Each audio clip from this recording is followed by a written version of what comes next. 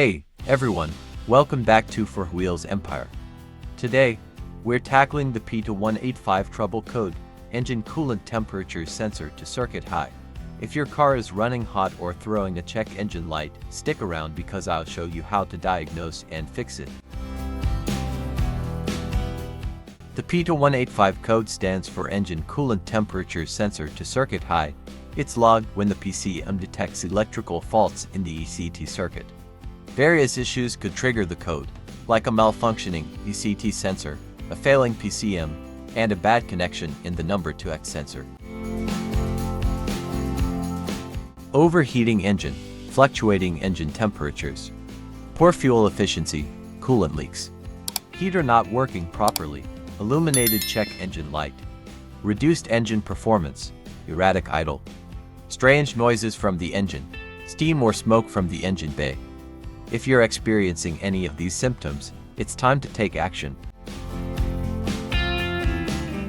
Faulty coolant temperature sensor, low coolant fluid, faulty thermostat, shorted ECT signal circuit, malfunctioning powertrain control module PCM, faulty water pump, faulty head gasket, faulty cooling fan. Identifying the exact cause is crucial for proper repair. Here are the tools and materials you'll need. Coolant, replacement thermostat, replacement coolant temperature sensor, replacement water pump if needed, replacement cooling fan if needed. Basic hand tools, wrenches, screwdrivers, car scanner optional but helpful. If you want to purchase any product, click on the description below.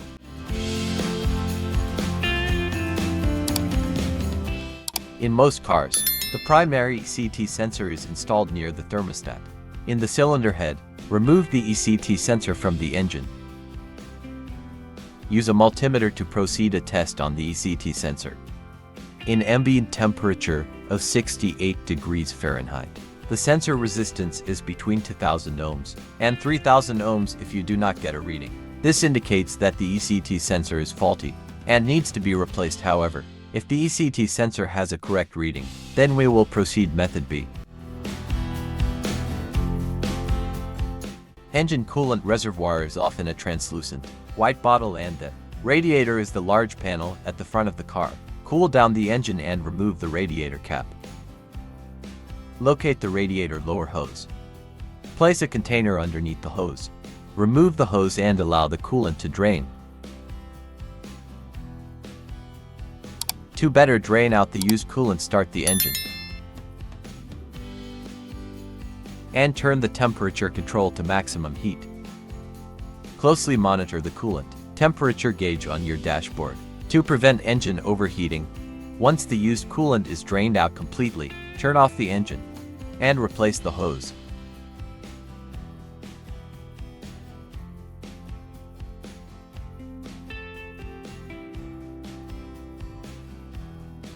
Next, add fresh coolant to the radiator until it reaches the base of the filler neck. And then take off the cap of the coolant reservoir. Fill it with fresh coolant, not exceeding the full line. Then replace the cap. After filling, start the engine and let it idle for a few minutes to let the system purge all the air out, and then add coolant as needed. Replace the radiator cap. Closely monitor the coolant temperature gauge on your dashboard. Once the coolant temperature reaches 190 degrees Fahrenheit, turn off the engine. After the engine has completely cooled down, remove the radiator cap and add coolant to its full level.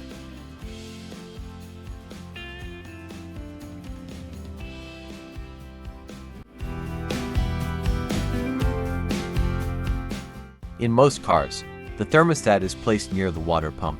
On the cylinder head first, carefully remove the thermostat from the engine. The engine has to be cool before attempting the process. And then install a new thermostat. To install it correctly, you need to make sure the short end goes toward the hose and the deep end goes towards the engine. When you install it back to the engine, make sure the jiggle valve is pointed straight up to the top of the engine so the air can get through the system. Once you've made the repairs, start the engine and check the temperature gauge. Use on OBD the scanner to clear the code and take your car for a test drive. If the check engine light stays off and the temperature is stable, you fixed it. And there you have it. By following these steps, you should be able to fix the P2185 error code and get your vehicle's cooling system back to optimal performance. If you have any questions or need further assistance, feel free to leave a comment below. Don't forget to like and subscribe for more helpful car repair tips. Thanks for watching, and happy fixing!